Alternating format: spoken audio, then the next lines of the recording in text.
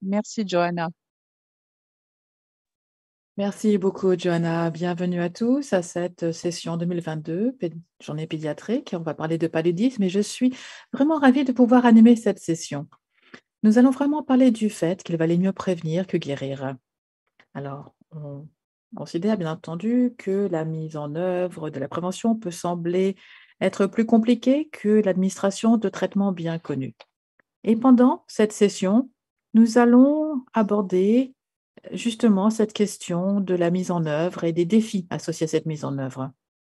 Et nous allons parler de stratégies plutôt efficaces qui peuvent également prendre en compte les différentes variations saisonnières et autres dans les différents contextes de MSF.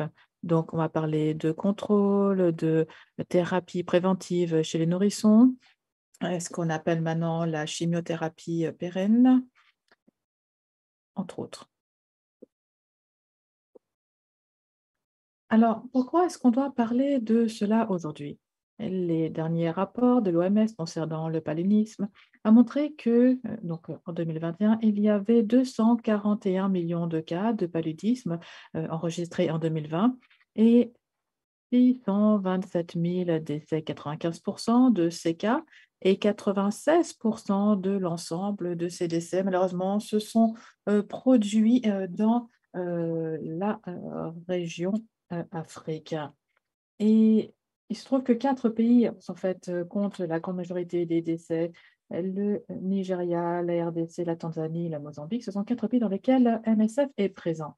Sur ce graphique, on voit que la tendance en chiffres absolus de cas de paludisme, mais également de décès, semble avoir atteint un plateau au cours de ces dernières années. Et malgré les outils disponibles en matière de prévention, les pays qui ont un lourd fardeau, eh bien, connaissent une croissance dans le nombre de cas et également le nombre peut-être même de 40% plus dans 7 pays. Alors, en Afrique subsaharienne, de plus en plus de personnes vivent dans des régions à risque de paludisme. Donc, on se rend compte que les interventions de contrôle vectoriel ont également atteint une sorte de plateau dans un grand nombre d'endroits. Donc, pour les personnes qui vivent dans les zones à risque, elles ont également du mal à avoir accès aux soins d'urgence et aux soins de santé primaire, ce qui n'est pas adéquat. Donc, il faut agir. L'utilisation des moustiquaires imprégnés sont utilisées depuis longtemps au sein de MSF. Elles ont le potentiel de réduire de 50% le cas de malaria si elles sont utilisées correctement. Mais on ne peut pas distribuer les moustiquaires comme ça, sans rien d'autre. Il faut que ça fasse partie d'un ensemble d'interventions. Les stratégies telles que la mise en place de TPI ou de TPI peut avoir un gros impact. Et les études qui portent sur les TPI chez les nourrissons, utilisant ASP par exemple, eh bien, ont montré que l'on pouvait réduire l'incidence de l'anémie, notamment pendant la première vie, ainsi que les admissions à l'hôpital liées à l'infection de paludisme et aux causes sous-jacentes. Des études récentes ont amené l'OMS à étendre ses recommandations pour inclure le TPI nourrisson et inclure les enfants jusqu'à l'âge de 2 ans. Cela a véritablement changé aussi le nom de cette méthode. On appelle ça la chimiothérapie contre le paludisme pérenne. Donc, si on utilise cela dans les zones concernées, on pourrait prévenir environ 6 millions de cas de paludisme et sauver des dizaines de milliers de vies chaque année. Bien entendu, il y a des nouvelles choses qui apparaissent, des vaccins dont on parlera un petit peu plus tard, qui seront un ajout important à notre boîte à outils. Les outils existants, malheureusement, ne sont pas nécessairement mis en œuvre correctement. Nous avons les interventions de contrôle vectoriel, les médicaments de chimio-prévention, les tests rapides et les traitements. Et à l'avenir, nous allons pouvoir ajouter les vaccins. Mais pour l'heure, au niveau mondial, le contrôle du paludisme est à la croisée des chemins. Donc, ces outils, comme je vous le disais, ne sont pas mis en œuvre de façon adéquate. Donc, malgré certaines avancées depuis 2000, pour ce qui est de certains indicateurs, nous savons que les moustiquaires ne sont pas un élément de protection adéquat parce qu'on voit une diminution, heu, d'accès à l'utilisation depuis 2017. On voit également que moins de populations sont couvertes, par la protection offerte par, la pulvérisation intradomiciliaire. On sait que, les gens ont du mal à obtenir ce qu'il faut, par exemple, pendant les deuxième ou troisième trimestres. Alors, il y a également des questions de planning, de logistique pour, la mise en œuvre, de la, CPS. Donc, menaces multiples et il est important, de vraiment, hem, profiter du fait que ces dernières années, on s'intéresse plus, au paludisme.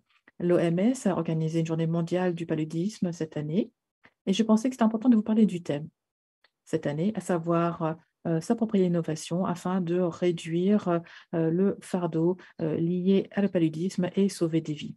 Donc, il est important de renforcer nos interventions. Nous devons faire preuve de créativité, nous devons également être proactifs pour pouvoir bien cibler nos interventions en fonction des besoins locaux. Donc, il n'y a pas un seul outil qui permettra de contrôler, à lui seul le paludisme. Donc, voyons maintenant un petit peu ce qui se passe au niveau de MSF. À MSF, en 2021, nous avons traité 2 681 464 personnes, ce qui est énorme. Nous avons, géré, des, campagnes de prévention dans différents contextes, Nigeria, Burundi, Guinée, par exemple. Malheureusement, en 2021, seuls 2 pays, la RDC et les cas, ont représenté plus de 50 de tous les cas de paludisme traités par MSF dans le monde. Et ce sont des, régions dans lesquelles il y avait très peu d'options de chimio-prévention par le passé, mais aujourd'hui, nous allons entendre des membres des équipes MSF qui font du travail innovant dans ces pays pour pouvoir s'attaquer à ce problème.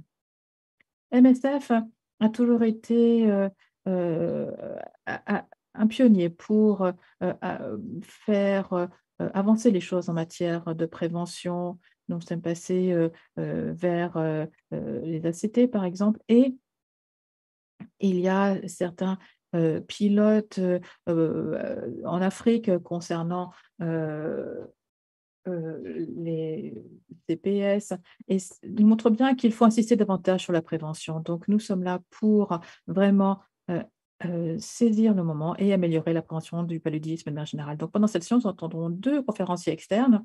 Le premier, c'est le docteur, Kiga Sabat qui va nous parler un petit peu, du paludisme chez les enfants et ensuite, docteur, Paul Sander va nous parler de l'approche, intégrée à l'équipe et nous avons également, 2 personnes du terrain, 2 projets MSF qui travaillent dans le secteur de la prévention du paludisme.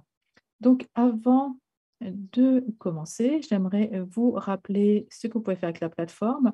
Vous avez certainement déjà participé à la session un peu plus tôt dans la journée, mais n'oubliez pas que le chat, c'est uniquement pour le chat, pour discuter. Ce n'est pas pour poser des questions, sinon, les questions ne parviendront pas au conférencier. Mais si vous avez des questions plus précises, utilisez, s'il vous plaît, l'onglet qui s'appelle questions-réponses Q&A. Vous le voyez à droite de l'écran. Donc, afin de nous préparer, nous allons réfléchir au paludisme et démarrer cette session avec une petite action interactive. C'est un sondage en ligne. Alors, vous avez peut-être déjà répondu à certaines de ces enquêtes. Vous verrez qu'à droite, il y a un onglet qui s'appelle Poll, PO2L, c'est-à-dire sondage. Vous pouvez cliquer dessus maintenant.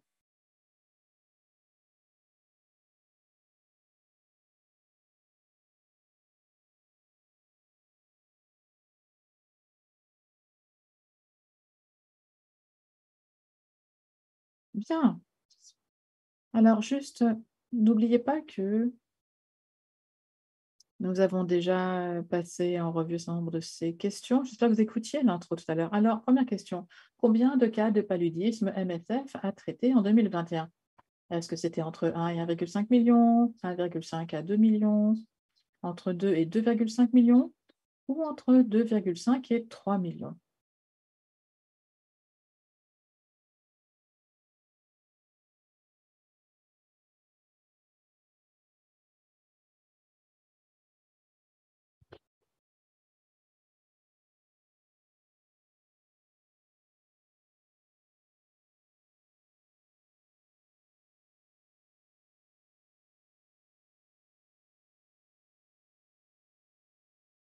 Alors, vous devriez avoir la question suivante à l'écran. Donc, que signifie le terme TPIN, qu'on appelle maintenant traitement préventif euh, euh, pérenne?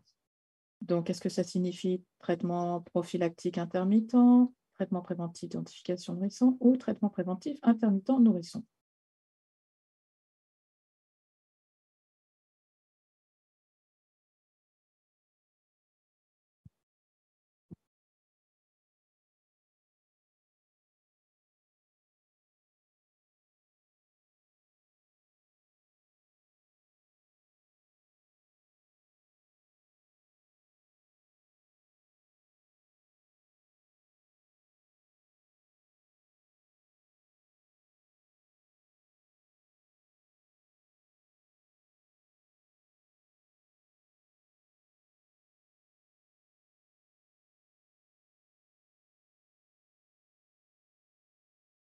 Et troisième question, à quelle fréquence peut-on laver une moustiquaire? Donc, est-ce que c'est chaque mois, chaque fois que je dois le faire parce qu'elle est sale ou jamais?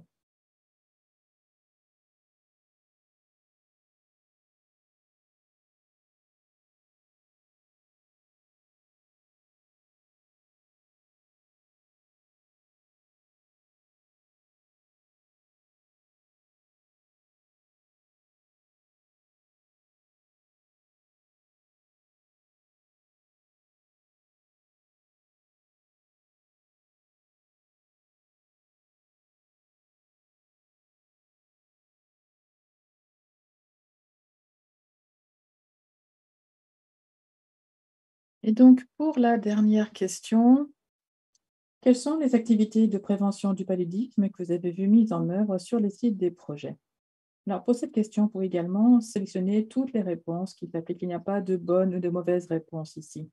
L'idée, c'est vraiment de comprendre quels sont les types d'interventions que vous constatez dans vos contextes respectifs.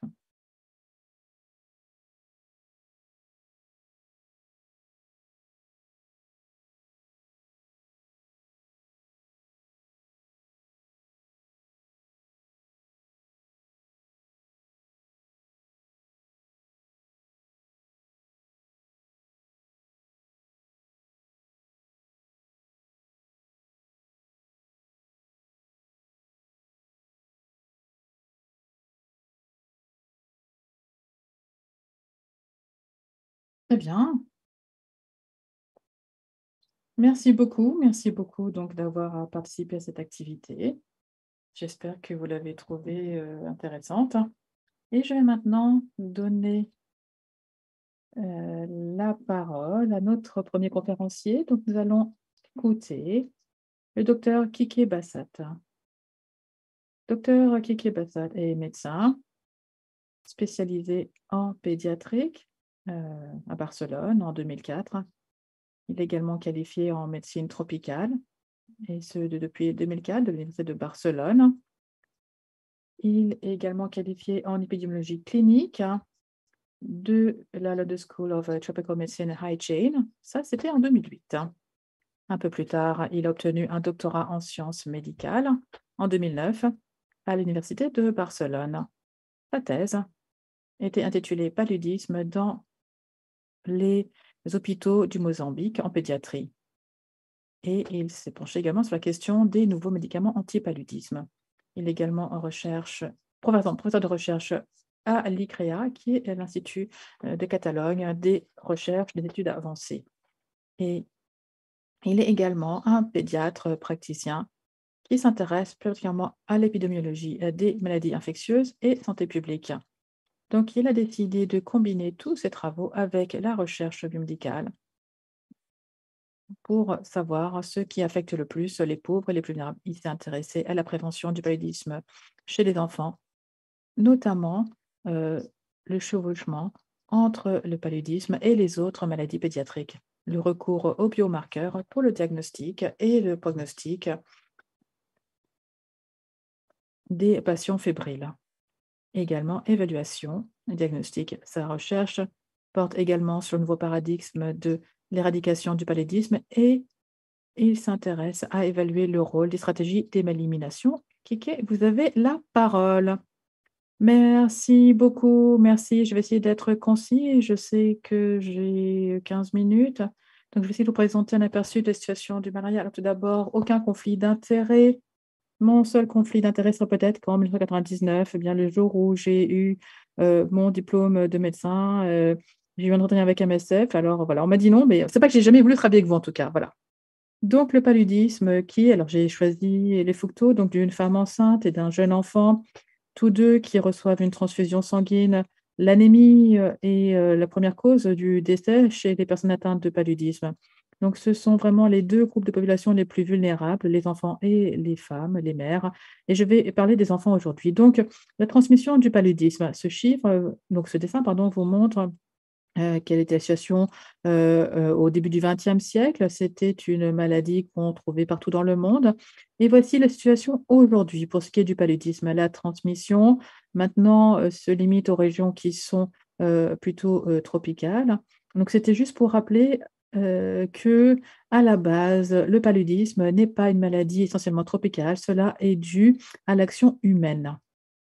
La répartition géographique des 2 principaux espèces, F. falciparum et P. vivax, qui sont essentiellement identiques, sauf pour l'Afrique subsaharienne, très peu de vivax, parce que le vivax, nécessite un récepteur spécifique, dans la membrane du réticulocyte pour pouvoir envahir le réticulocyte et la majorité de la population africaine sont, négatifs, n'ont pas ce récepteur, et c'est la raison pour laquelle il y a très peu de transmission du P. vivax, chez les populations africaines natives, et c'est limité essentiellement à la Corne de l'Afrique et là, cela revêt une certaine importance.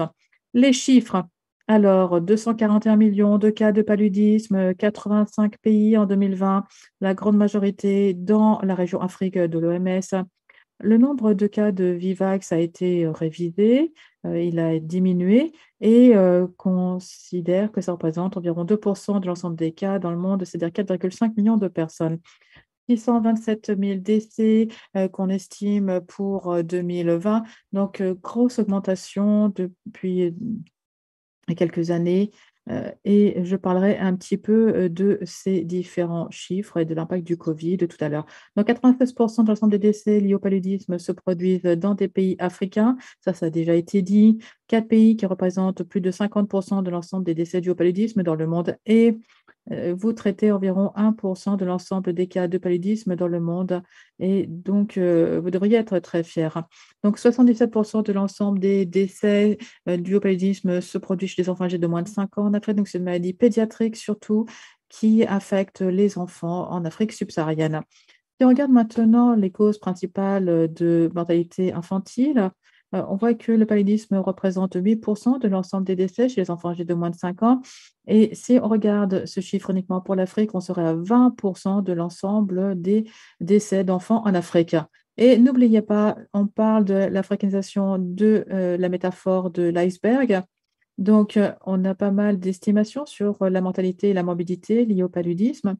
Mais je pense qu'on ne voit que les oreilles de l'hippopotame, donc la pointe de l'iceberg, parce qu'un grand nombre de ces décès sont invisibles et ne sont pas connus du système de santé. Ils se produisent au niveau communautaire et il ne faut pas l'oublier parce qu'il est important de se tourner vers la communauté, de s'adresser à eux si on veut avoir un impact, significatif sur le paludisme. Alors, qu'en est-il du contrôle du paludisme? Eh bien, il y a 3 stratégies principales.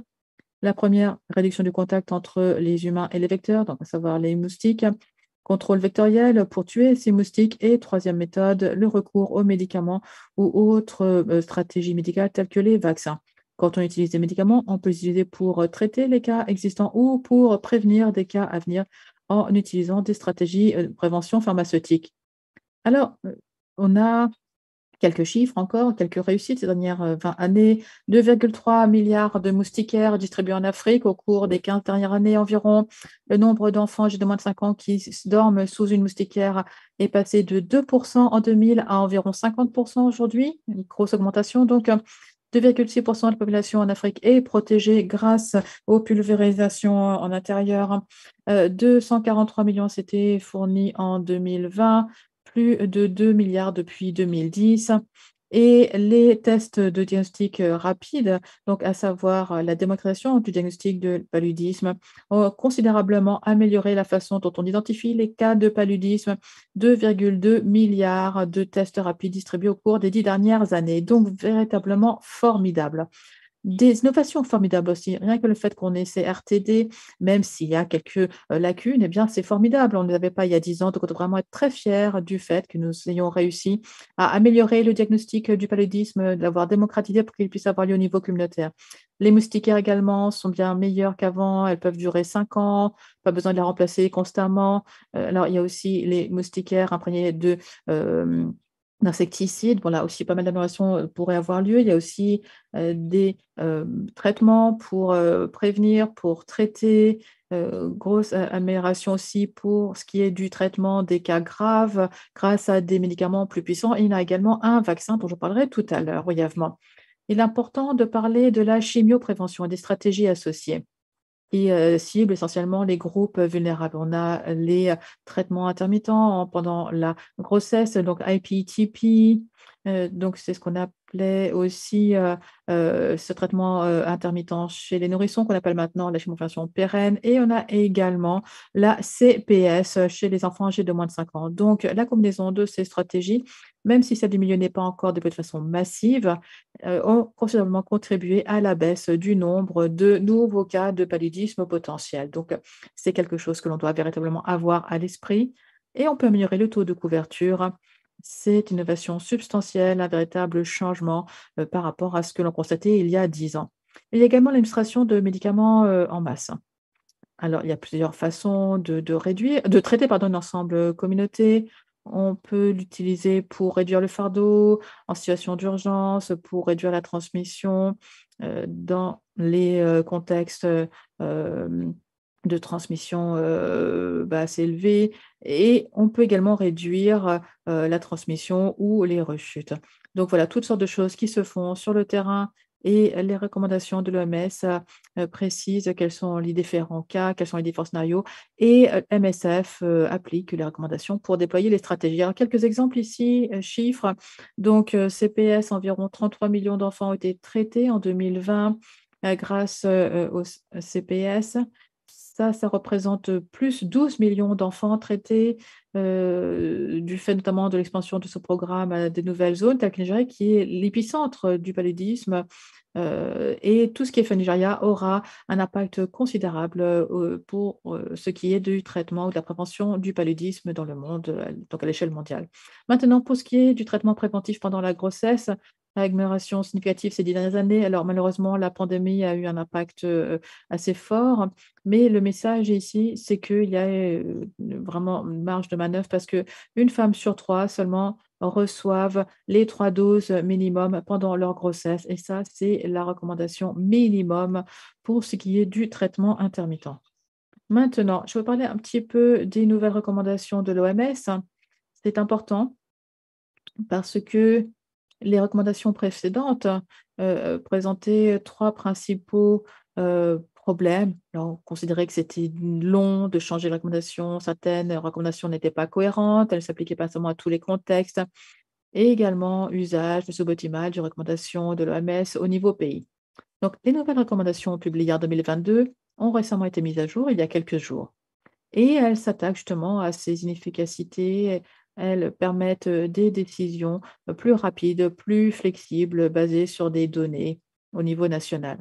On appelle cela des recommandations vivantes, c'est-à-dire évolutives, si vous voulez, et elles peuvent être disséminées rapidement, elles sont flexibles, elles peuvent être adaptées aux contextes locaux parce qu'on est bien conscient qu'on ne peut pas adopter la même solution pour tous les pays et les pays doivent avoir la possibilité de décider pour eux-mêmes ce qui leur convient le mieux et il faut également que les pays puissent s'approprier ces recommandations pour pouvoir lutter efficacement contre le paludisme.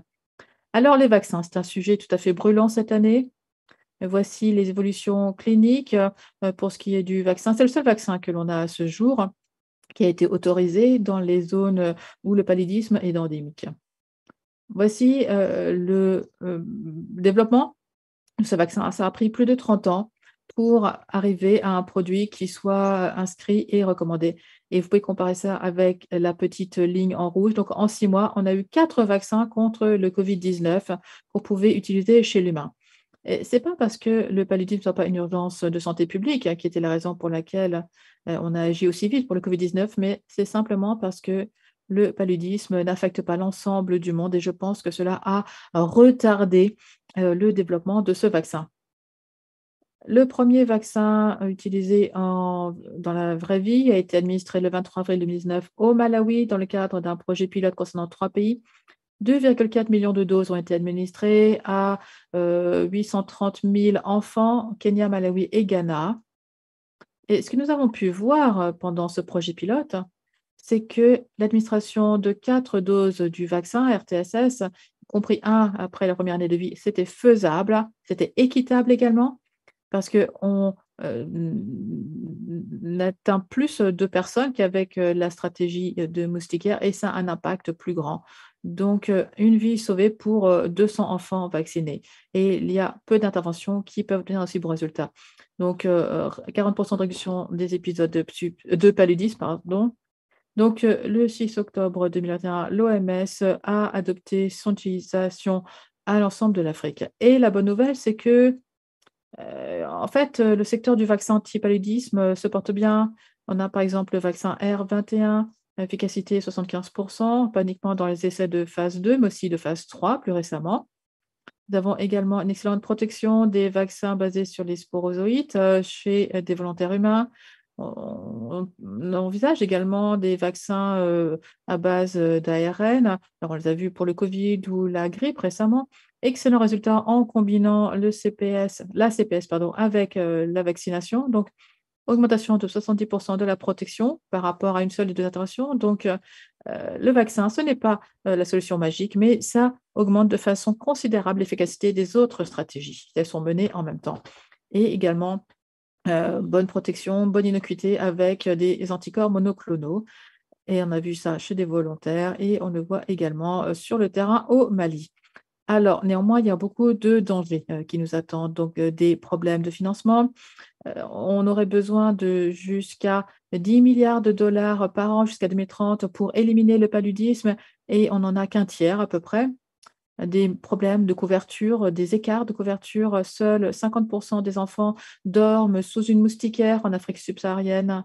60 millions de cas de malaria qui ne sont pas diagnostiqués, qui ne sont pas traités environ et des défis biologiques, donc résistance aux insecticides, donc très peu de nouveaux insecticides dans le pipeline, résistance médicamenteuse également, notamment dans la région du Mékong, en Asie du Sud-Est. Et plus récemment, on a constaté aussi ce genre de choses en Afrique, tel qu'au Rwanda et aussi une résistance, aux, tests rapides. En fait, certains parasites, n'expriment pas la protéine détectée par le test rapide et donc sont invisibles pour, le test rapide. Donc un patient qui serait testé ne serait pas nécessairement identifié comme ayant le palu et risquerait de mourir car, il ne serait pas traité. Donc existe une carte des menaces, du palu publiée par l'OMS. C'est une excellente carte, je vous invite à aller, la regarder et ça donne une version simplifiée de tous ces renseignements. Alors Covid-19, palu, eh bien, la maison brûlait déjà avant la pandémie, en 2017, en 2018, les rapports, mondiaux sur le palu, le montraient très clairement, les progrès en stagnation. La situation du palu était à la croisée des chemins.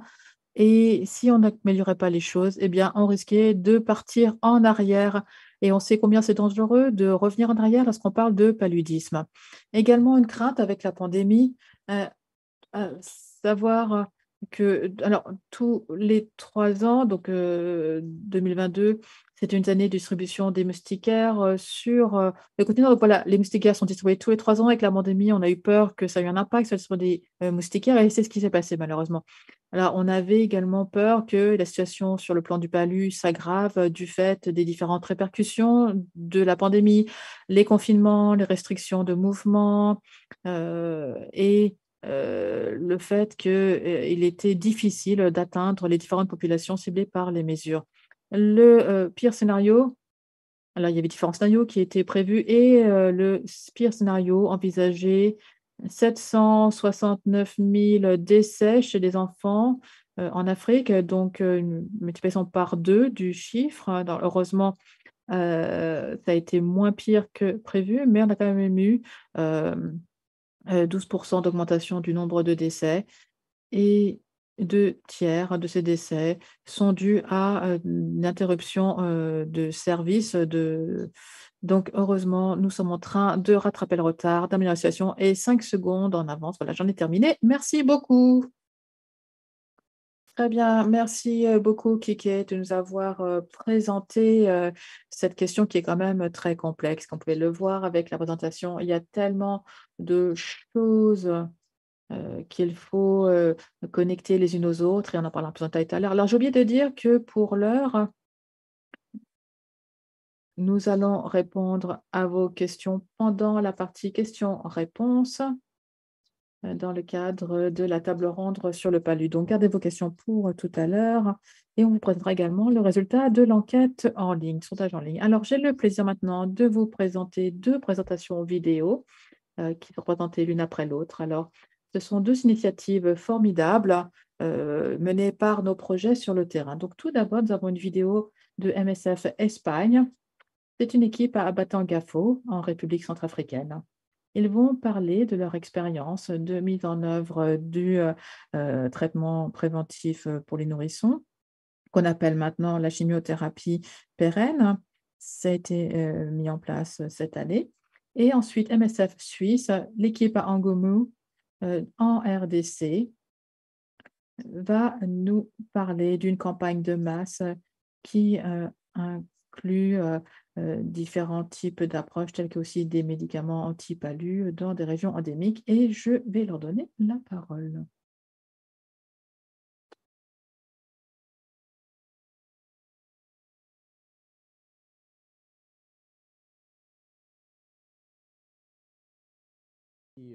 Palidique déjà approuvé par l'OMS, qui est administré en une dose unique pendant la première année de vie du nourrisson, au même moment que la vaccination de routine. Il a été très démontré que le TPIN réduit globalement, n'est-ce pas, le paludisme clinique chez les nourrissons à 30%, tout en réduisant également les autres formes graves du paludisme. Il est capable aussi d'éliminer toute infection existante, mais aussi de prévenir toute nouvelle infection. Quand on administre de cette manière-là le TPIN, il est très bien utilisé par même les agents de santé communautaire. Il est très facile à manipuler et aussi ça minimise le temps de consultation et protège contre le paludisme pendant une période d'environ 35 jours. Il faut noter que la transmission du paludisme en République centrafricaine est très élevée, très élevée, surtout pendant la période pluvieuse. Et les structures sanitaires sont tellement sollicitées et 80% d'enfants sont vus au niveau de l'hôpital de Batangafo. Ils ont un paludisme grave.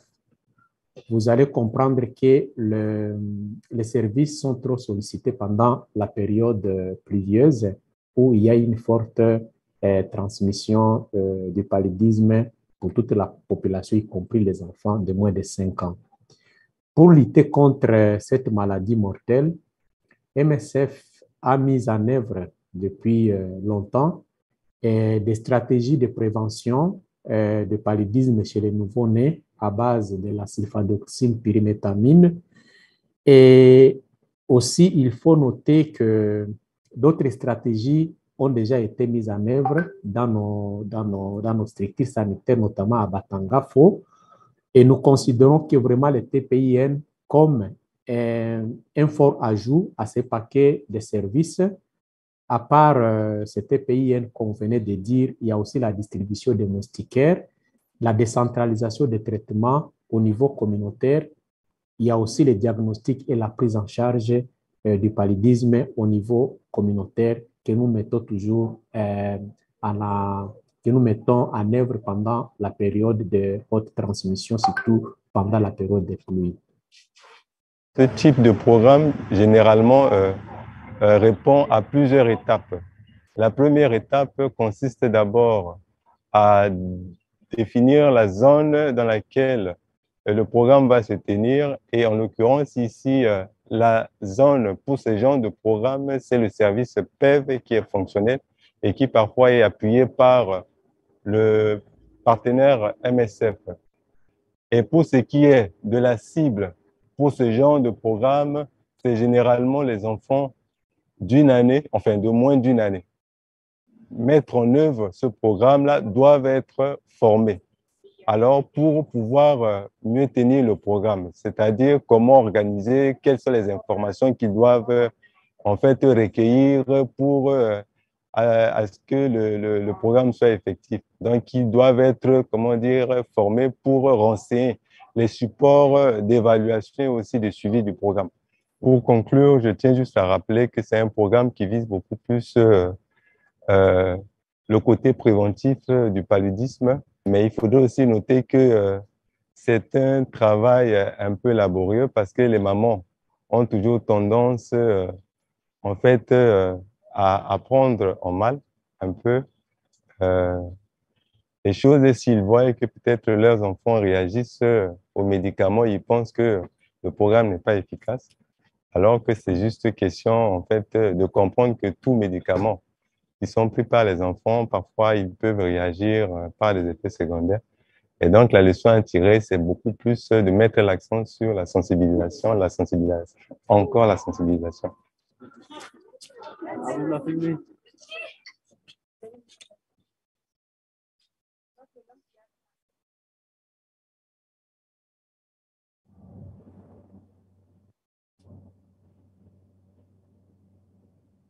MSF est présent dans la zone de santé d'Ambounou depuis 2019 et MSF prend en charge les populations autochtones et populations déplacées issues des atrocités et de l'insécurité des groupes armés présents. Nos principales activités sont la prise en charge des pathologies dans les centres de santé et également à l'hôpital de référence de Mbounou. La malaria est hautement endémique ici et s'étend sur toute l'année, ce qui constitue d'ailleurs la principale cause de consultation dans les centres de santé et à l'hôpital de référence. La prévention reposait uniquement sur la distribution de moustiquaires coordonnée par le ministère de la Santé et MSF.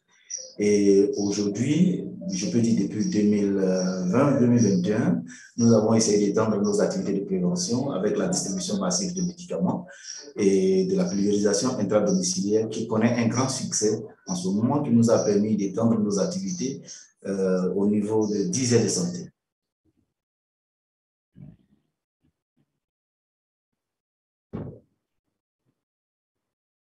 Les zones d'intervention ciblées pour la MDA sont les aires de santé proches du lac, sont les aires de santé qui hébergent des sites de déplacés.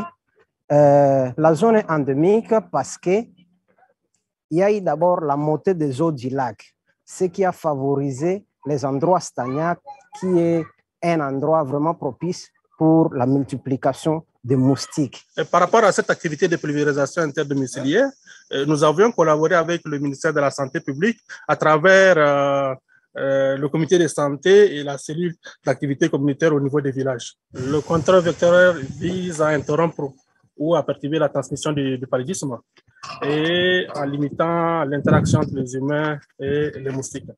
Oui, il existe plusieurs étapes pour arriver à réaliser cette activité. D'abord, il faut faire l'évaluation du nombre de maisons à pulvériser. Ça, on a fait appel à notre DIS à travers l'acquisition d'une image satellite, ce qui nous a permis d'avoir une idée sur le nombre de maisons pulvérisées et le nombre d'insecticides dont on aura besoin pour faire cette activité. Ensuite, on a développé une application qui nous permet de faire le suivi de cette activité à distance. Nous avons effectivement collaboré avec le ministère de la Santé, ce qui nous a permis d'avoir 120 relais communautaires mis à notre disposition par le ministère de la Santé. Ils ont été formés comme des agents pulvérisateurs, c'est eux qui font les activités sur le terrain. Nous avons construit deux bases arrière qui comportent de vestiaires, de douches et autres, ce qui a permis de rassembler les équipes. parce que les agents, une fois partis sur le terrain, ils doivent s'échanger, ils doivent aussi se laver. C'est pourquoi nous avons conçu cette base arrière. Le programme de promotion de la santé est indispensable car il nous permet d'assurer la mobilisation de la population pour atteindre un minimum de 80% des maisons à pulvériser. Et pour cela, il faut que les gens nous laissent entrer dans leur maison. Et l'AHP passe pour informer la population par rapport à quand aura l'activité et pourquoi cette activité sera faite. Deux fois, il y a des refus à cause de mécontentement ou odeur du produit, mais quand nous arrivons à négocier avec eux, les gens acceptent facilement. Le travail des entourements ici consiste à étudier les moustiques pour raison de suivi et de contrôle de la qualité des pulvérisations.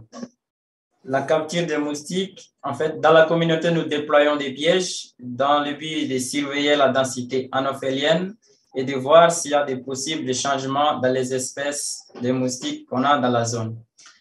Grâce à nos différents tests, nous nous assurons que le moustique ne développe pas une résistance à l'insecticide, ce qui est aujourd'hui un problème aussi grave que la résistance aux antibiotiques. Alors en fait, le contrôle vectoriel est essentiellement grâce aux moustiquaires imprégnés et à la pulvérisation intradomiciliaire aussi. Et la raison principale de la réduction des cas observés mondialement depuis le début des années 2000 pour la malaria. Par contre, chaque contexte est différent et nécessite une réponse adaptée, que ce soit au niveau de la résistance aux insecticides, que ce soit dû aux habitudes humaines ou bien au comportement des moustiques. Donc, chez MSF, c'est une décision qui est opérationnelle et qui implique tous les départements. Ça peut avoir un impact particulièrement fort et marqué sur la transmission. Et donc, l'intérêt est de pouvoir réduire le fardeau de la malaria pour les populations. D'un point de vue pratique, ça veut aussi dire que les autorités nationales seront donc plus à même et pourront prendre en charge plus facilement leurs responsabilités, notamment de soins par rapport aux populations. So thank you so much. Big thanks to the field, both fields. Merci beaucoup au terrain pour ces deux exposés, ces deux présentations.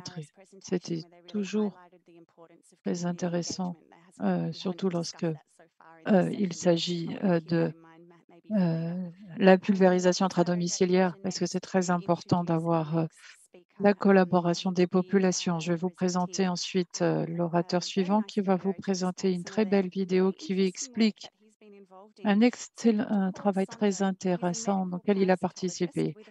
Paul Sando est parasitologie qui a travaillé sur le paludisme. Ensuite, il a travaillé à des programmes de développement, un programme de recherche clinique et le DCTP, Career Development Fellowship. Pour ceux qui ne connaissent pas le DCTP, c'est le partenariat sur les essais cliniques Europe-Afrique, et le TDA. Il s'agit d'un programme sur la recherche sur les maladies tropicales de l'OMS. Depuis 5 ans, Paul travaille sur des projets sur l'évaluation de l'efficacité des antipaludéens et la diversité générique de falciparum et sa résistance aux médicaments. Récemment, il a plus travaillé sur la chimioprévention du paludisme saisonnier avec SMC-NUT et SMC-RST. Il a également reçu le prix de l'Institut Mérieux de jeunes chercheurs en 2018. Bienvenue à Paul Sando.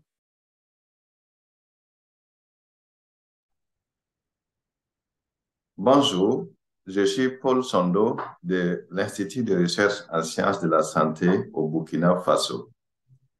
J'ai l'honneur de présenter au nom de l'équipe de recherche de l'IRSS, du PNLP, de la Direction de nutrition et du district sanitaire de Nanoro, notre travail portant sur l'évaluation d'une stratégie combinée de chimioprévention du paludisme saisonnier associée à une supplémentation en micronutriments pour la prévention du paludisme et la malnutrition au Burkina Faso. En guise d'introduction, je voudrais tout d'abord rappeler que le paludisme demeure un problème majeur de santé publique. la prévention contre la maladie représente de nos jours une composante clé des stratégies de contrôle de la maladie. Et les moyens de prévention utilisés reposent essentiellement sur l'utilisation des mildas, moustiquaires imprégnés d'insecticides à longue durée d'action, et la pulvérisation intradomiciliaire, du traitement préventif intermittent sur la femme enceinte et récemment la chimioprévention du paludisme saisonnier, qui est une intervention visant à réduire le fardeau du paludisme au niveau des enfants de 3 à 59 mois. Cette carte montre la distribution du paludisme saisonnier en Afrique. En effet, dans la zone sahélienne, la plupart des cas du paludisme sont concentrés au cours d'une courte période pendant la saison des pluies. Au Burkina Faso, cette période se situe entre juillet et novembre de chaque année, faisant du Burkina un endroit idéal pour la mise en œuvre de la chimioprévention du paludisme saisonnier. Cette intervention consiste à l'administration d'une dose curative d'amodiaquine sulfadoxine pyrimétamine aux enfants de 3 à 59 mois à intervalle d'1 mois pendant 4 mois ou 5 mois, dépendant de la pluviométrie dans chaque zone. Dans la zone de Nanoro, 4 passages de la CPS sont réalisés entre juillet, août, septembre et octobre de chaque année. La CPS avait déjà fait ses preuves, car elle permettait de réduire l'incidence du paludisme d'environ 75%. Cependant, malgré la mise en œuvre de cette stratégie au Burkina depuis 2014 et le passage à l'échelle depuis 2016, le fardeau du paludisme reste élevé au niveau des enfants de moins de 5 ans au Burkina Faso. Cela nous amène à nous interroger, en tant que chercheurs, sur l'existence de facteurs pouvant négativement impacter sur l'efficacité de cette intervention. Parallèlement, lorsque l'on prend la malnutrition, elle est une cause majeure de morbidité et de mortalité infantile. C'est connu que la malnutrition affaiblit le système immunitaire, entraînant une aggravation du paludisme dans la population, mais aussi peut entraîner à la baisse d'efficacité des traitements antipaludiques. Mieux encore, c'est connu que les traitements des carences en micronutriments permettent de réduire la morbidité et la mortalité liées au paludisme. Au regard de ces aspects, nous avons émis l'hypothèse qu'une stratégie combinée des CPS plus supplémentation en micronutriments pourrait aider à la fois à réduire les fardeaux du paludisme et de la malnutrition au niveau des enfants. Pour ce faire, nous nous sommes fixés pour objectif d'évaluer si la CPS associée aux micronutriments plampidose ou la CPS associée au zinc permettrait de réduire beaucoup plus l'incidence du paludisme tout en améliorant les statuts nutritionnels des enfants comparé à la CPS telle que mise en œuvre en routine actuellement. Et un objectif secondaire, c'est d'évaluer l'impact de cette stratégie sur les statuts nutritionnels des enfants. Pour y arriver, nous avons conduit un essai randomisé à 3 bras entre juillet 2020 et juin 2021 dans le district sanitaire de Nanoro au Burkina Faso.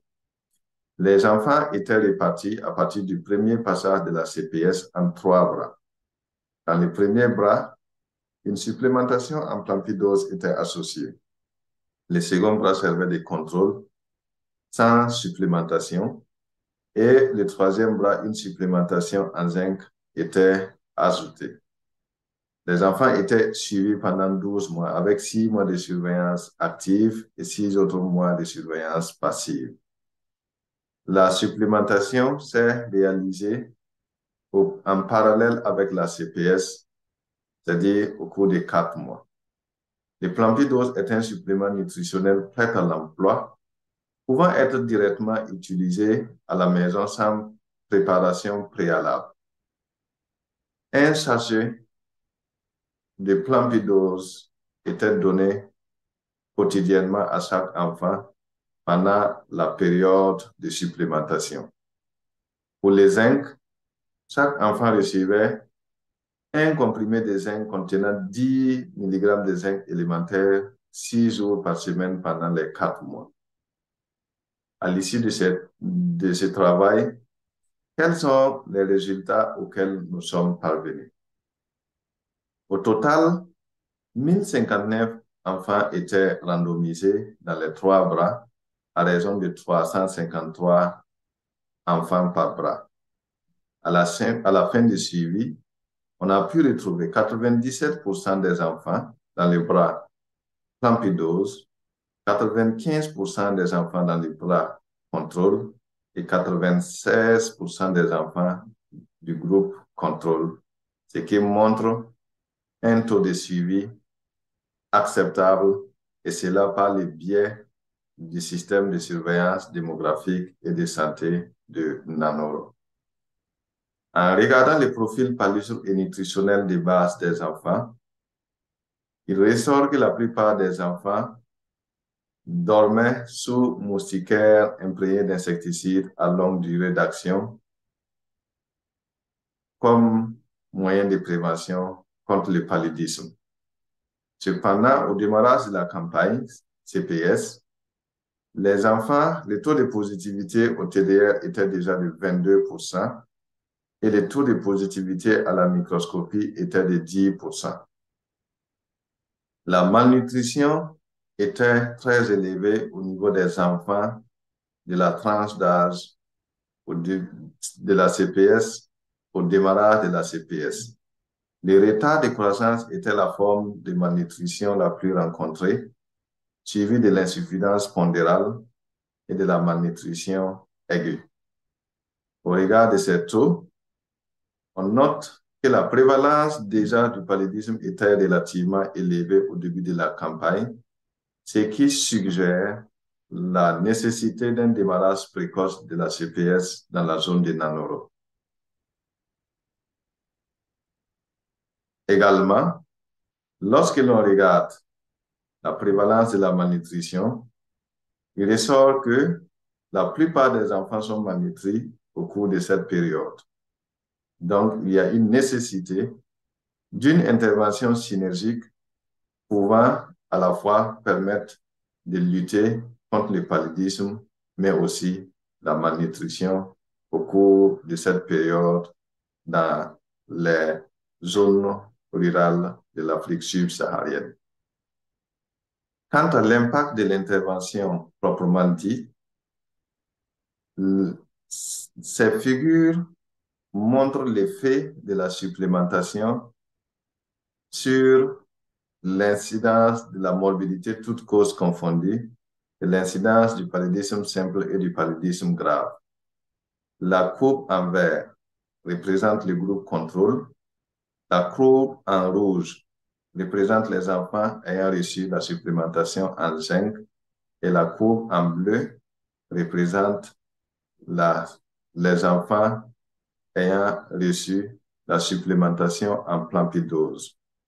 La première figure montre la dynamique de la morbidité toutes causes confondues au cours du suivi. Et on note une réduction de la morbidité toutes causes confondues au niveau des enfants ayant reçu des suppléments nutritionnels. La courbe du milieu présente la dynamique de l'incidence du paludisme simple au cours du suivi. Et ici également, il ressort que les enfants ayant reçu les suppléments nutritionnels enregistraient moins de cas de paludisme simple comparativement aux enfants du groupe contrôle. S'agissant du paludisme grave, il ressort clairement que les enfants ayant reçu une supplémentation en Plampidose ont montré une réduction significative des cas de paludisme grave comparativement aux enfants du groupe contrôle et des enfants qui ont reçu une supplémentation en zinc. Au regard de ces résultats, nous pouvons conclure qu'au cours de la période de forte transmission par lustre, beaucoup d'enfants sous couverture CPS sont également malnutris. Cette étude démontre la faisabilité d'une stratégie combinée de CPS associée à une supplémentation en micronutriments en Afrique subsaharienne. La supplémentation en micronutriments permettrait de renforcer l'impact de la CPS pour une meilleure réduction de la morbidité par lustre tout en améliorant les statuts nutritionnels des enfants. Et cet effet était accru avec les aliments thérapeutiques prêts à l'emploi comme les plampidoses.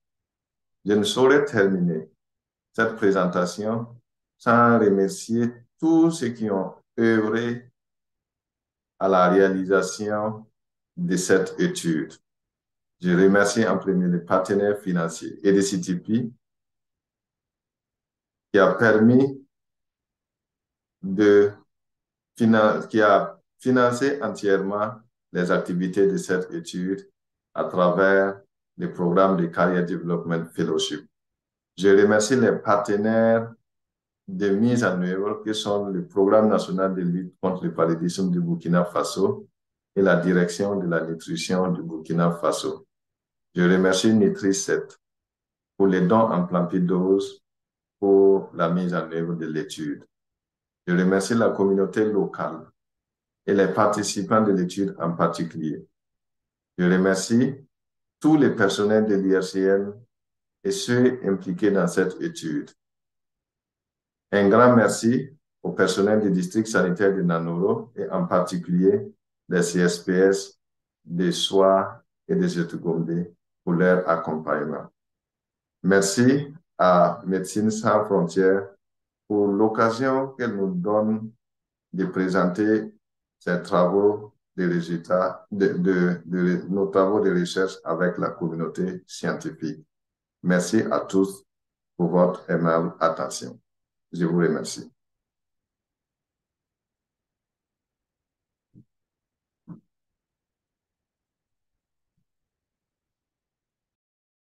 Merci beaucoup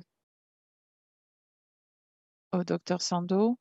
J'espère que bientôt nous aurons la possibilité de débattre sur cette présentation, puisque vous avez bien évoqué les difficultés que l'on rencontre sur le terrain. Alors maintenant, nous allons avoir une partie de session très intéressante avec une table ronde. Outre Kike Bassa et Paul Sando que nous avons déjà présenté, nous avons également invité Michel, Laetitia et Arnaud pour participer à cette table ronde. Alors, Mitchell Sagma est un docteur indien avec un diplôme en santé publique internationale de l'Université du Queensland en Australie et travaille avec MSF depuis 2011. En tant que spécialiste de santé publique, il a participé à un grand nombre de programmes dans des contextes humanitaires complexes en Ouganda, en Ouzbékistan, au Zimbabwe, en Syrie, en Turquie, en Jordanie, au Sud-Soudan, en Éthiopie, au Nigeria et au Bangladesh et au Myanmar. C'est une longue liste impressionnante et actuellement, il est conseiller à Ogba, il est basé à Nairobi. Mitchell a apporté un soutien direct aux opérations complexes au Sud-Soudan, Soudan, Somalie et en Éthiopie. Laetitia Di Stefano, merci Letty, qui est docteur et spécialiste en maladies infectieuses et a commencé à travailler avec MSF en 2009 où elle a eu différentes casquettes chez MSF, tout d'abord dans les opérations en tant que coordinatrice, notamment en RCA, en Guinée, au Pakistan, et également en tant que coordinatrice adjointe pour le Nigeria, le Mali et le Bangladesh, entre autres. Elle a également travaillé sur les programmes VIH-TB au département médical d'Ogba et aujourd'hui, elle est référente pour les maladies tropicales négligées et le paludisme au siège de MSF à Bruxelles et travaille surtout sur ces maladies. tropical négligé et le palu. Et enfin, Arnaud Desjardins, que l'on a vu dans l'une des vidéos, si vous vous souvenez, qui est anciennement un infirmier urgentiste spécialisé en maladies tropicales. Il a commencé à travailler à OCG, donc MSF Suisse en 2016, et après quelques missions en tant que responsable infirmier, ensuite référent projets médicaux, il a décidé de revenir à sa passion, c'est-à-dire la biologie, et après un master à l'école de Liverpool en médecine tropicale où il a travaillé sur l'épidémiologie, la biologie et sur la lutte contre les maladies parasites. Il a commencé à travailler au Honduras en 2021 pour la prévention de la dengue. Et aujourd'hui, il est responsable de la lutte antivectorielle volant pour OCG, MSF Suisse pour aider les équipes sur le terrain pour l'organisation des activités de lutte antivectorielle. Merci à vous tous et toutes d'être parmi nous. Je pense qu'on aurait un débat très intéressant.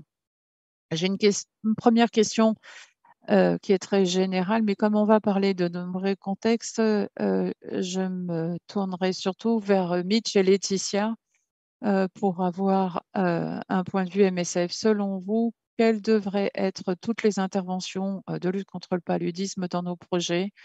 Alors, je peux commencer. Bonjour de Nairobi. Les vidéos du terrain m'ont bien inspiré. Allez, mais pour répondre à votre question, je pense que cela a été souligné dans l'exposé qu'il n'y a pas une solution unique lorsque l'on parle des projets. Ils sont tous différents d'un pays ou d'un district à l'autre. Et donc, lorsque l'on considère les stratégies d'intervention, il faut tenir compte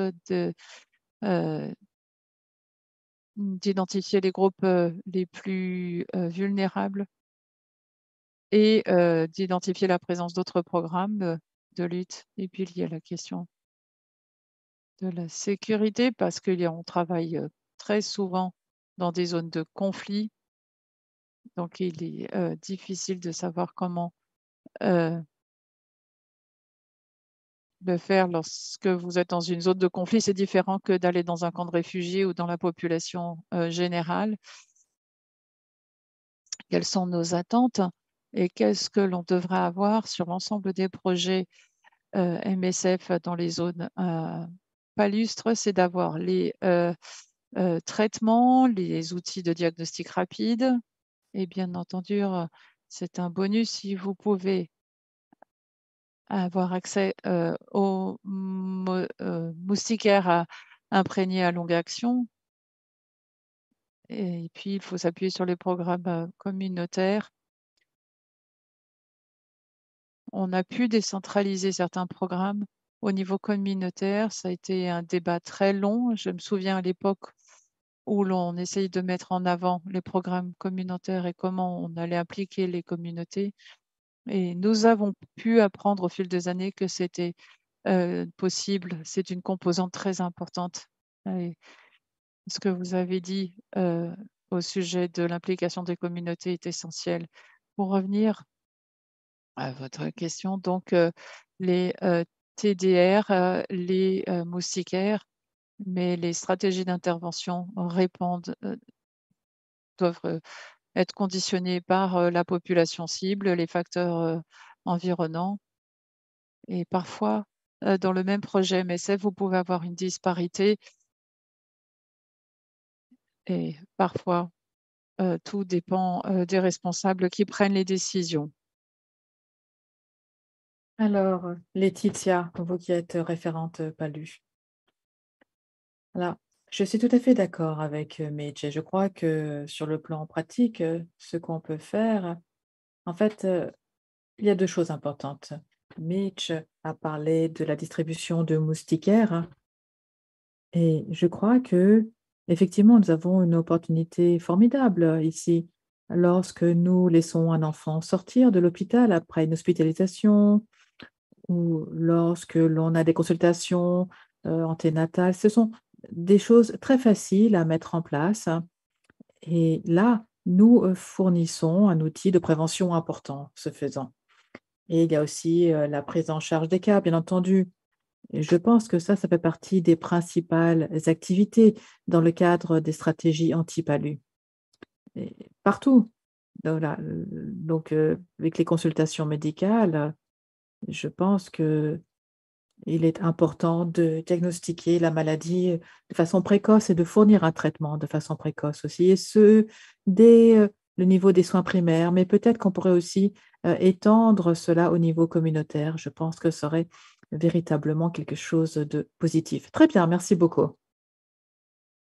Je crois que cela revient un peu à ce dont on parlait tout à l'heure, mais je voulais tout de même vous poser la question, je voulais poser la question à Arnaud et au docteur Bassat. Si on veut vraiment réfléchir à la façon de mettre en place certaines de ces activités de prévention au sein de nos projets, par quoi est-ce que vous commenceriez? Qu'est-ce qu'on devrait évaluer ou envisager avant d'élaborer une stratégie?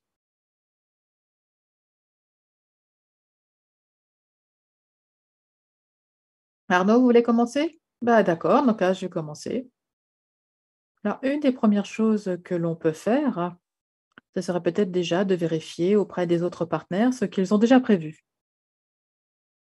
Parce que souvent, en fait, les autres ONG, les autres partenaires tels que l'UNHCR ou d'autres ont déjà des choses en tête dans leur projet. Donc, la première chose à faire, je crois, ce serait déjà de voir ce qui est déjà fait, ce qui est déjà prévu dans les jours, mois à venir, et d'établir une collaboration entre nous et les autres partenaires. Voilà. Pour moi, ce serait une des premières choses à faire avant de commencer à mettre en place quoi que ce soit, ou avant de dépenser beaucoup de ressources pour un projet. Je ne sais pas si Kiki souhaite ajouter quelque chose, hein. Là, je serais plutôt d'accord avec vous, effectivement. Et j'aimerais dire qu'il faudrait également utiliser les opportunités qui existent déjà, là où il y a une bonne couverture, des programmes de vaccination, par exemple, dès l'âge d'1 an, les consultations anténatales aussi. Ce sont d'autres moments où on peut avoir accès aux femmes enceintes. Et surtout, à MSF, on a des contacts directs avec les hôpitaux de manière générale. Et le moment où on laisse un patient sortir de l'hôpital, c'est un moment parfait aussi pour distribuer, par exemple, des moustiquaires, mais aussi, il y a des travaux récents qui se penchent sur la prophylaxie post-sortie d'hôpital chez les enfants anémiques. Alors, pas d'anémie traumatique ou non hémorragique, mais si on donne un médicament anti-palu au moment de la sortie d'hôpital, eh bien, même si cette personne eh bien, elle n'avait pas été dépistée comme étant atteinte de palu, eh bien, on peut décroître quand même le risque de façon considérable. Donc, on peut utiliser ces opportunités pour être en contact direct avec la population parce que la plupart du temps, le problème, c'est un problème d'accès. Alors que si on sait voilà, qu'on a déjà une couverture assez correcte sur le plan de la vaccination ou d'autres, ou si on sait que l'enfant est en contact avec vous parce que, il a été hospitalisé, eh bien, ce sont effectivement des opportunités qu'il faut saisir. Très bien, merci beaucoup à vous 2. Effectivement, je crois que vous avez soulevé des points tout à fait clés ici. Ce qui nous amène à une autre question que je voulais vraiment vous poser et je crois que je vais la poser au docteur Sando et à Kike, parce que finalement, c'est très proche du travail que vous faites tous les 2. Si on veut combiner, les efforts de façon plus efficace, alors Kike, vous avez dit qu'il fallait utiliser les opportunités existantes, hein. L'administration d'activités de prévention, par exemple, les intégrer à autre chose. Alors, de quelle façon est-ce qu'on peut le faire, par exemple, pour les activités de masse? Voilà, ça peut être, assez compliqué, donc je pense qu'il faut voir comment combiner les choses de façon plus efficace, pas uniquement le palu, mais aussi la malnutrition, par exemple, d'autres maladies, par exemple, au sein de la communauté, telles que les oreillons. Oui, merci beaucoup. C'est une question, très intéressante et je vais essayer, de vous parler de combinaison d'interventions. Pour moi, la première chose, c'est d'accepter de travailler ensemble. Personne, ne doit être là à vouloir se battre pour sa maladie à soi, spécifique. Non, il faudrait vraiment travailler ensemble pour être efficace et avoir une intervention conjointe efficace. Et cela commence par un engagement politique. Parce qu'au ministère de la Santé, alors par exemple au Burkina Faso, il y a la direction de la nutrition et ça dépend du programme national. Et avec ce genre de situation, c'est difficile de planifier des interventions conjointes. Donc au niveau politique, il faudrait mettre en place un système efficace qui permette aux différentes directions de travailler ensemble déjà. Et ainsi, on pourra atteindre de façon plus efficace les gens sur le terrain. Voilà ce que je pense.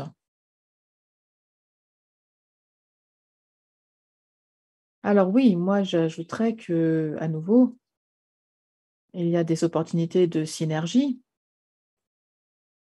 Par exemple, les rendez-vous pendant la première année de vie du nourrisson pour les vaccins, eh bien, c'est un excellent exemple. Eh bien, qu'on a construit le TPI, c'est ce qu'on appelait avant le TPI, autour de ces vaccinations. C'est pourquoi la première dose était donnée au 2e mois, ensuite 3e mois, ensuite en même temps que le vaccin contre la rougeole au 9e mois, parce qu'on avait ces opportunités à ce moment-là, parce qu'il y avait un plan déjà prédéterminé pour espacer les interventions 1, 2, 3, donc 1 mois entre les 2 premières et puis 7 mois avec la 3e. Et nous, on distribue également la vitamine A pour des fins de prévention. Donc, il y a toutes sortes d'opportunités de synergie. Et si on peut garantir la sécurité de l'intervention, eh bien, les synergies sont bien souvent possibles entre les interventions. Et on a, par exemple, le vaccin du palu avec la CPS. En fait, on constate que l'association des deux est plus efficace que l'un ou l'autre pris isolément. Donc, ça a un effet démultiplicateur. Donc, je pense qu'il faut toujours être à la recherche de ces opportunités. Et il faut également évaluer quel pourrait être l'avantage supplémentaire procuré par cette approche. Par exemple, si on fait des distributions pour d'autres maladies tropicales négligées dans les MDA, eh bien, on sait que quelqu'un qui a pris l'ivermectine pourrait bénéficier de cette approche. Alors, je parle au niveau de population, pas au niveau de l'individu. Donc, est-ce que ça pourrait freiner la transmission du palu? Donc, je pense qu'il faut explorer ces différents effets qui s'ajoutent et je pense qu'on est toujours plus fort si on unit nos forces. Voilà. Très bien, je suis ravie que vous et Paul ayez abordé ces sujets, surtout pour ce qui est de l'intégration des différentes interventions et du bon moment, en fait, pour le faire. Alors, dans certains cas, c'est simple, parce que finalement, déjà, le contact avec l'enfant, on peut assez facilement donner de la vitamine A, c'est tout à fait compatible.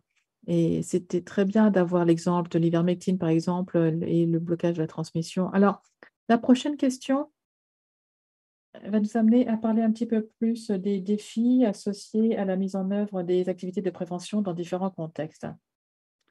Et cette question, je vais la poser à Mitch et Arnaud, je pense, pour qu'ils nous fassent part de leur point de vue lorsque l'on pense aux activités de prévention et les défis associés.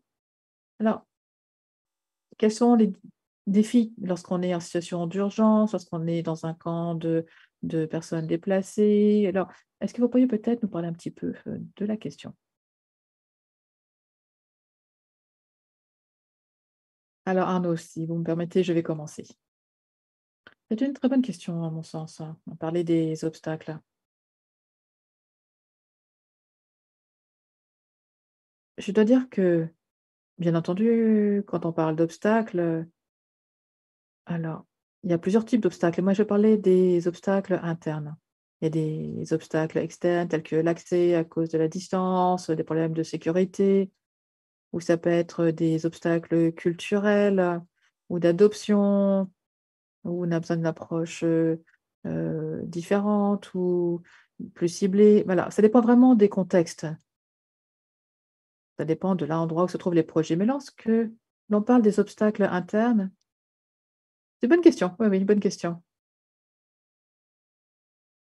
Mais avant d'en parler, je pourrais peut-être parler d'abord des bonnes pratiques qu'il faut reconnaître lorsqu'on regarde nos projets, donc les zones où le palu est endémique. Je crois que on a déjà un nombre d'activités de programmes qui ont été intégrées. Par exemple, la distribution des MILDA, hein, lorsque les femmes viennent à la clinique, ou alors des messages de santé très simples, hein, qui parlent des mesures de protection personnelle ou de l'hygiène environnementale. Et pour vous donner un exemple, alors si on parle des moustiquaires, hein, moi, lorsque j'ai rejoint MSF, il y a un certain temps, j'étais un jeune clinicien, bon, pas que je sois très vieux maintenant, mais en tout cas sur le terrain. Moi, souvent, les gens me disaient alors que les moustiquaires étaient mal utilisés. En fait, ils allaient à la pêche avec ou ils faisaient d'autres choses avec. Mais 10 ans plus tard, hein, quand je vais sur les projets, je vois que la communauté accepte bien les moustiquaires. Et ça, c'est grâce à des années de sensibilisation, d'éducation. Alors, bien entendu, c'est euh, une habitude à prendre, en fait. Je pense que, voilà, il y a des bonnes pratiques qui existent déjà et il faut en parler. On peut également parler de la chimio-prévention. Donc je pense, voilà, ça, c'est des choses qu'il faut voir. Mais quand on parle des projets à grande échelle tels que CPS ou autres, heu, là, c'est là que c'est plus compliqué. Lorsqu'il s'agit de prendre des décisions, tout d'abord, hein, il y a donc l'objectif du programme de prévention. Parfois, l'objectif, c'est juste que c'est un pilote, c'est un programme nouveau dans le pays, on veut l'utiliser comme pilote, montrer les résultats, montrer que ça fonctionne et ensuite, aller plus loin et en parler aux bailleurs de fonds. Par exemple, au Soudan du Sud, c'est ce que nous avons fait en 2020.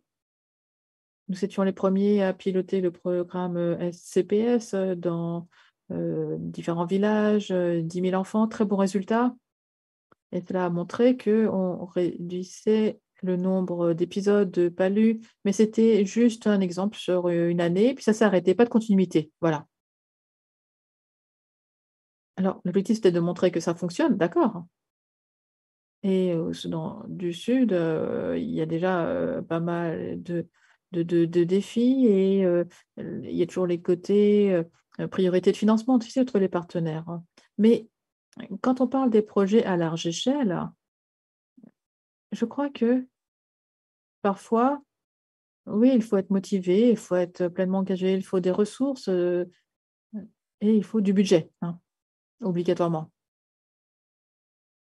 Et le travail au quotidien, les activités au quotidien, eh bien, parfois, peuvent faire preuve d'une certaine myopie. Voilà, on reste un peu coincé dans son espace, dans sa boîte et parfois on oublie un petit peu l'aspect long terme, la nécessité d'avoir une planification sur plusieurs années.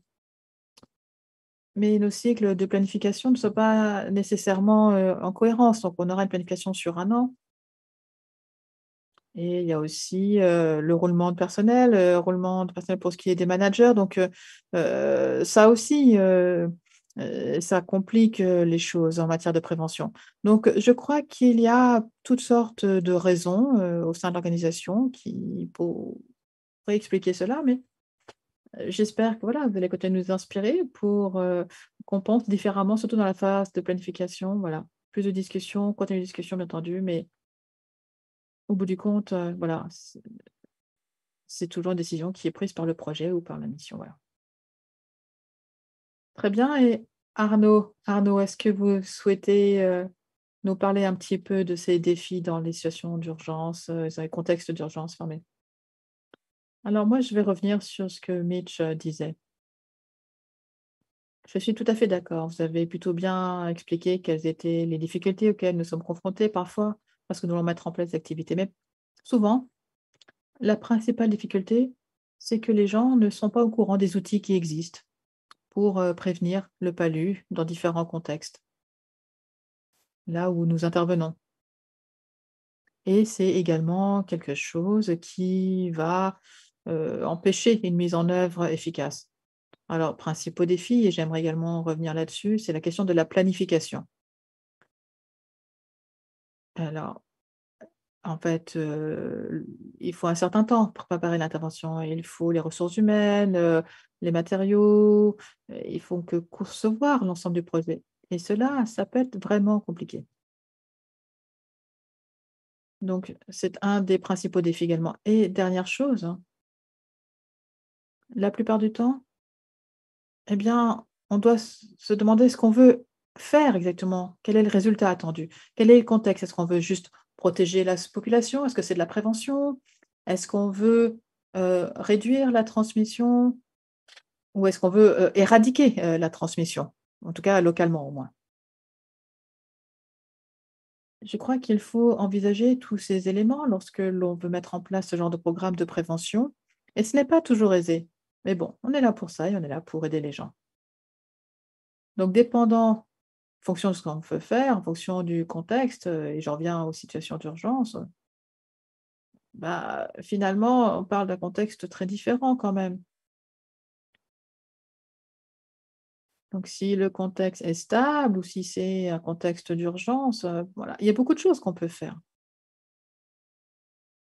Ce qu'il faut, c'est voir quelle est l'échelle du contexte.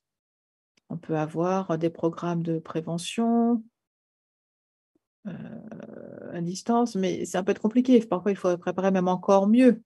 Euh, Dans les camps de réfugiés, il y a beaucoup d'autres choses à faire également. Comme c'était dit, il y a des besoins de base. Par exemple, les patients doivent pouvoir être protégés par des moustiquaires lorsqu'ils dorment. Donc, il faut que les moustiquaires soient distribués, même si c'est fait par d'autres partenaires, il faut que ce soit fait correctement aussi. Parce que, voilà, il peut y avoir des mauvais emplois. Bon, c'est pas si fréquent que cela, mais au bout du compte, la taux de rétention, peut varier grandement de ce qui était prévu au début du projet, par exemple, au niveau de la distribution des moustiquaires. Donc il faut préparer tout cela avec, soin et attention. Mais on peut faire, beaucoup, beaucoup de choses, que ce soit en situation d'urgence, que ce soit des situations chroniques ou des situations d'instabilité. Il y a beaucoup, beaucoup de choses que l'on peut faire et on peut être très efficace. Très bien, merci beaucoup. Très bien. Alors, j'aimerais vous demander la chose suivante.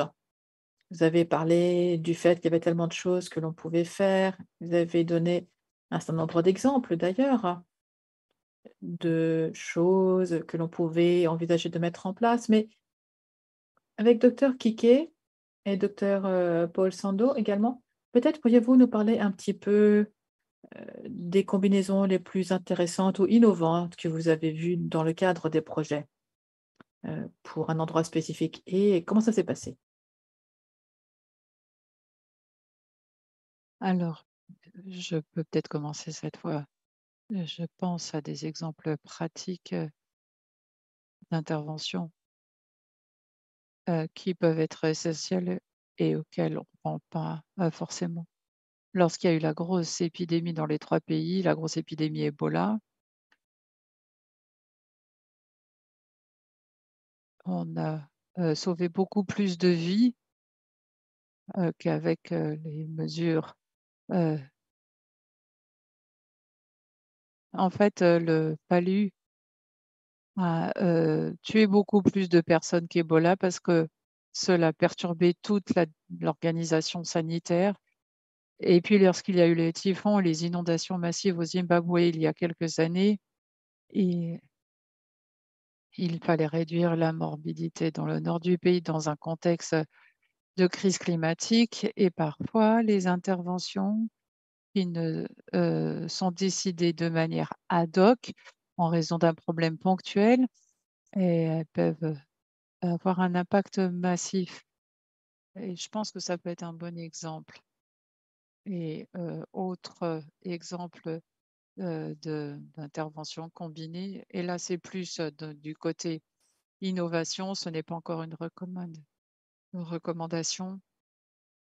La tromésine pour le traitement intermittent préventif chez les plus jeunes, avec les résultats de l'étude qui ont montré la réduction de la mortalité lorsqu'il y a eu des distributions massives à la population, peut-être un complément à effet synergique sur l'effet de l'IPTI. Parfois, les bonnes idées viennent d'autres terrains. Il y a eu des interventions, par exemple, pour le trachome, où l'on a pu réduire la mortalité lorsqu'on a fait la MDA, mais associer parfois deux stratégies, pourquoi pas? C'est actuellement. Cela a besoin d'être évalué, testé pour mesurer l'impact avant d'en faire une recommandation. Mais il y a des synergies dont on a grandement besoin et qui pourraient véritablement changer la donne. Alors, pour ajouter à ce que Kike vient de dire,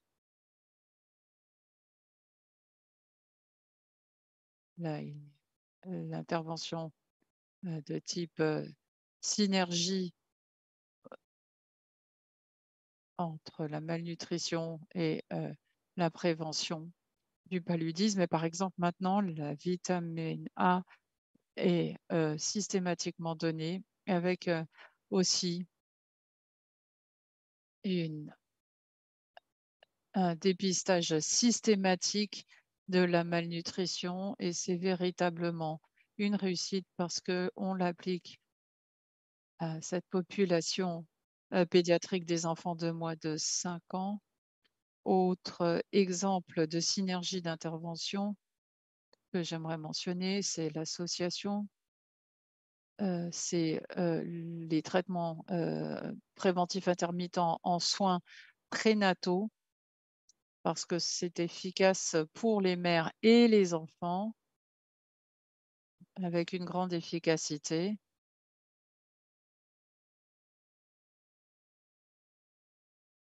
Et aujourd'hui, nous voulons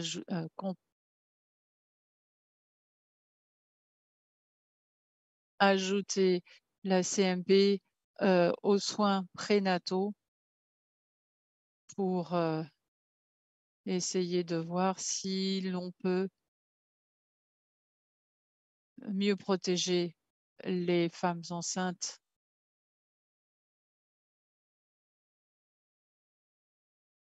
Et puis ainsi les inciter à venir plus facilement au centre de prise en charge des soins prénataux. Merci, j'aime beaucoup cette idée d'intervention qui viennent aussi d'autres disciplines. Maintenant, j'aimerais écouter Arnaud et peut-être Mitch aussi sur le plan opérationnel. On voit des conséquences du changement climatique sur certaines maladies, y compris le palu, avec des événements météorologiques extrêmes, des déplacements de population dus à des grosses crues, inondations, donc des risques de transmission plus élevés. Est-ce qu'il y a des mesures particulières en termes de prévention ou d'adaptation pour mettre votre casquette changement climatique lorsque vous analysez ce type de contexte? Arnaud? Allez-y. Après vous, ok, Mitch. Très bien. Je pense qu'on a déjà observé beaucoup d'événements extrêmes dans bien des missions, avec la sécheresse en Somalie qui s'étend jusqu'au Kenya et qui est la plus grave que l'on a identifiée comme étant les plus graves. Il y a eu au Sud-Soudan aussi beaucoup d'inondations qui ont provoqué de gros déplacements de population pendant la saison des pluies. Donc, on a constaté quels étaient les impacts du changement climatique par ces événements météorologiques extrêmes. Et je pense qu'il est très important que l'on commence à identifier les tendances en termes de fardeau liés au paludisme ou d'autres maladies et comparer cela au passé. C'est très important parce que au Sud-Soudan, avec au début des grosses pluies, on a eu une baisse du nombre de cas, mais la saison du paludisme s'est étendue. Donc, en fait, par rapport à l'année dernière, les chiffres sont plus élevés. Nous avons également constaté d'autres flambées de dengue, de chikungunya, etc. Donc, il faut comprendre les impacts sur ces maladies et leur prévalence. Et donc, un réseau de surveillance serait extrêmement important à condition d'en avoir la capacité pour comprendre les taux de transmission et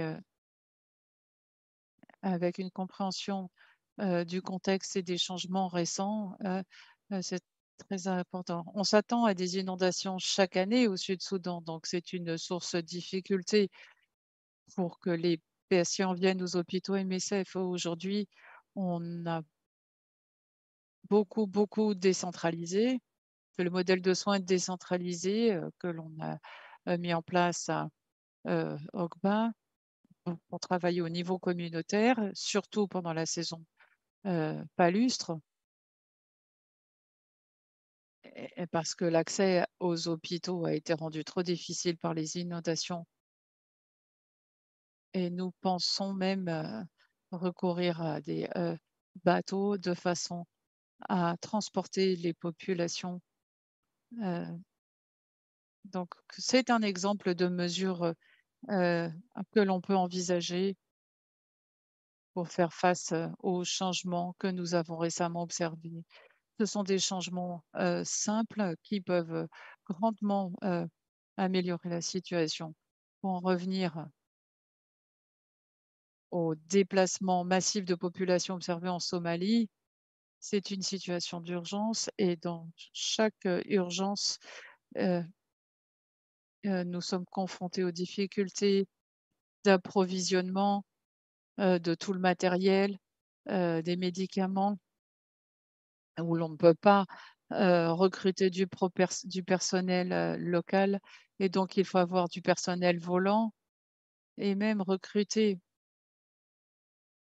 à l'échelle du projet est très difficile.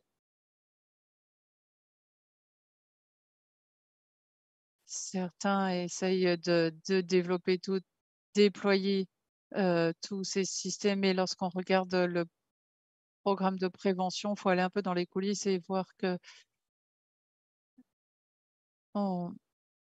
il s'agit de sauver des vies, mais c'est vrai, sur certains projets, nous avons déjà d'intégrer ces interventions salvatrices, outre les activités de prévention, notamment par la distribution des moustiquaires, cela peut marcher. Et donc l'impact des changements climatiques est là. Il faut effectivement essayer de l'atténuer, mais il faut bien comprendre ce qui se passe. Et lorsqu'on parle d'urgence, je pense qu'il s'agit davantage de prépositionnement et de préparation aux urgences.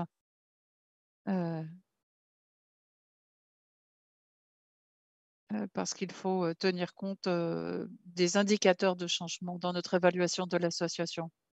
Je ne vais pas ajouter beaucoup de choses parce que tu as très bien présenté le sujet.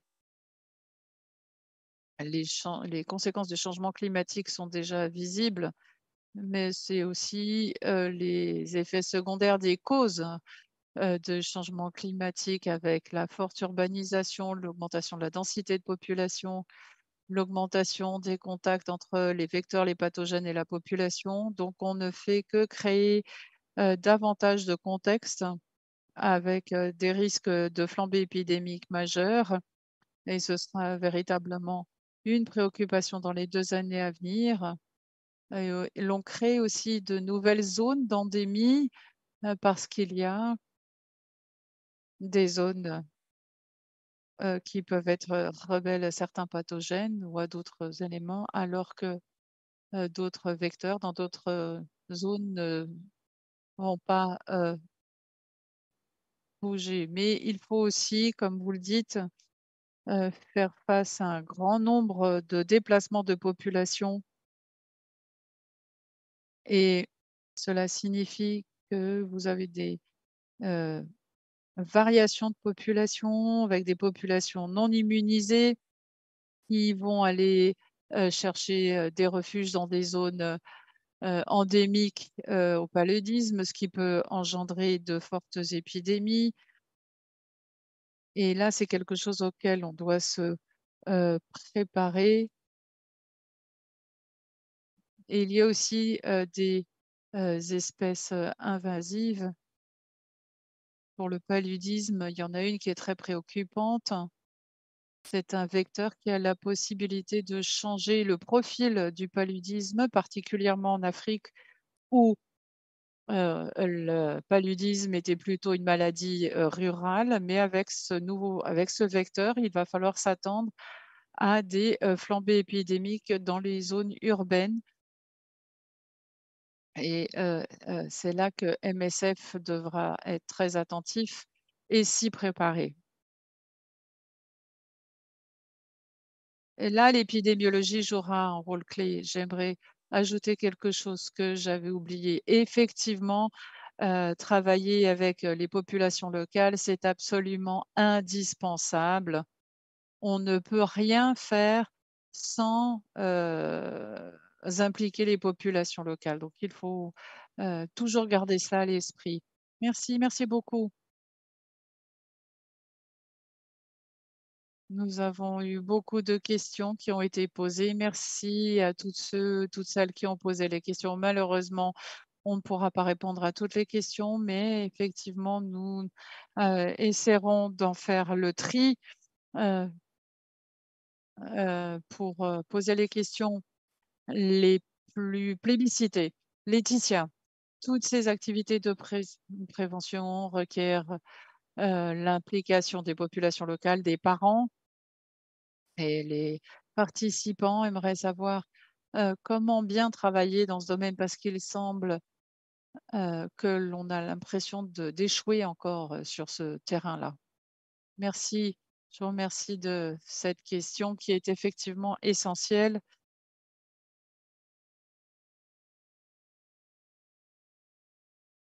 On a des activités de promotion de la santé, mais on se demande toujours si c'est suffisant. Peut-être que on pourrait, lorsqu'on planifie les activités, peut-être qu'on pourrait impliquer les populations locales dans la planification. On pourrait leur demander peut-être leur avis et ensuite travailler avec elles. Parce que si on va avoir une bonne couverture, on ne peut pas le faire sans les populations locales. Et notre intervention doit aussi être expliquée parce que la valeur ajoutée doit être complètement comprise. Et là, effectivement, toutes les activités de pulvérisation auxquelles je pense. Il n'est pas toujours facile de laisser quelqu'un entrer chez vous si les bienfaits ne sont pas clairement expliqués. Donc, je suggérerais de faire participer les populations locales dès le début et de les impliquer dans l'organisation de l'activité. Très bien, c'est tout à fait juste. La question suivante qui concerne la multiplication des stratégies de lutte contre le paludisme, quelqu'un se pose la question suivante. Étant donné que les recommandations de l'OMS étendent ces recommandations à un plus grand nombre de pays, par exemple la CMP, qui pourrait s'appliquer à d'autres pays, est-ce que on pourrait appliquer tout ce qui est préconisé par les recommandations de l'OMS et quelles sont vos perspectives pour l'avenir? Peut-être que je peux demander à Laetitia et à Kike de répondre à cette question.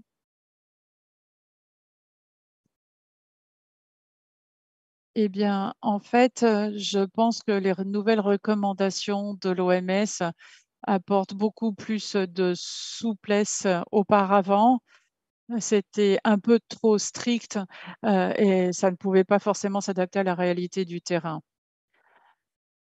Il faut toujours tenir compte du contexte local et du profil épidémiologique pour choisir et sélectionner le meilleur ensemble de solutions de prévention. Par exemple, la transmission pérennielle et saisonnière peut supposer différentes stratégies de chimioprophylaxie. Mais la chimioprophylaxie, la pulvérisation intradomiciliaire, l'intégration de différentes stratégies est essentielle parce que il faut toujours bien étudier le profil local de façon à adapter l'intervention, la personnaliser. Peut-être que Kiki va ajouter quelque chose. Non, effectivement, il faut qu'il y ait une appropriation des décisions. L'IPT, qui est une recommandation formelle qui existe depuis 2010, mais comme elle dit, si il y a plus de 50% de mutations dans le marqueur de résistance, il ne faut pas l'appliquer parce que, en fait, personne ne le met en œuvre à l'échelle nationale. Donc, si vous avez des règles qui sont trop rigides et qui en empêchent l'application réelle, ça ne marche pas. Les nouvelles recommandations apportent une certaine souplesse aux programmes nationaux de lutte qui peuvent avoir plus de marge de manœuvre dans le choix, les arbitrages, les décisions à faire pour lutter contre le paludisme dans le contexte. On aimerait répondre aux autres questions. Certaines ont déjà reçu une réponse. Donc, je m'excuse à tous, auprès de tous ceux qui n'ont pas eu de réponse à la question. Alors, on allait vous donner les réponses à notre quiz en ligne et puis un petit récapitulatif. La première question, c'est combien de cas de malaria ont été traités par MSF en 2021? La bonne réponse est entre 2,5 et 3 millions de cas, ce qui est énorme. Alors, que signifie le TPIN? Je pense que tout le monde maintenant sait ce que ça signifie aujourd'hui. On en a beaucoup parlé au cours de la session. C'est le traitement préventif intermittent des nourrissons. C'est le dernier choix. Enfin, troisième question. À quelle fréquence peut-on laver une moustiquaire? Tous les mois, à chaque fois que j'en ai besoin parce qu'elle est sale?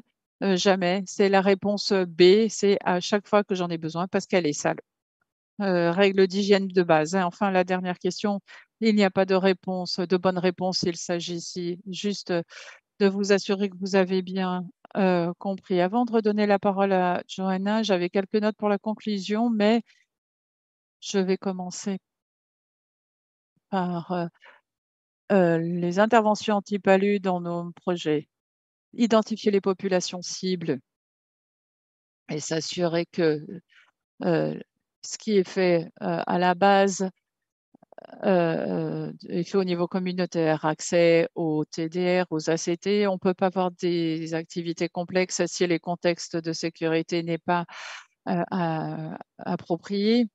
Donc, intégrer aussi l'épidémiologie pour la prévention. Que pouvons-nous faire avant d'ouvrir une nouvelle stratégie, de lancer une nouvelle stratégie? Bien. Et de saisir les occasions d'intégration. Vous pouvez intégrer dans les cliniques, dans les ANC, les moustiquaires après sortie de l'hôpital et puis la prophylaxie après sortie de traitement. On a entendu aussi parler pas uniquement de l'implication des populations locales dans les activités de prévention, mais aussi à des niveaux supérieurs, avoir un engagement des responsables politiques, des ministères de la Santé pour s'assurer que les stratégies fonctionnent non pas en silo, mais bien en synergie. Alors, dans les contextes d'urgence, c'était l'une des questions qui a été posée. J'espère que vous avez une réponse satisfaisante. On a dit que l'une des choses les plus importantes, c'était de poursuivre ce qui marchait déjà bien dans le projet. Et si vous voulez introduire quelque chose de nouveau, mener un projet pilote, examiner les données épidémiologiques, essayer d'identifier les lacunes des activités menées par d'autres acteurs et adaptez-vous au contexte local. Et enfin, en termes d'innovation, on a entendu parler des MDA, dans les contextes Ebola et d'inondation. Ce sont de bonnes interventions et saisir toutes les occasions pour donner de la vitamine A, le rattrapage des vaccins. Et Paul Sando a dit la nutrition et le paludisme, c'est un mariage parfait. Donc, merci. J'aimerais remercier tous les participants pour la qualité de leurs interventions et pour ce débat très fructueux. Et merci à tous ceux qui ont posé les questions. Je redonne la parole à Johanna.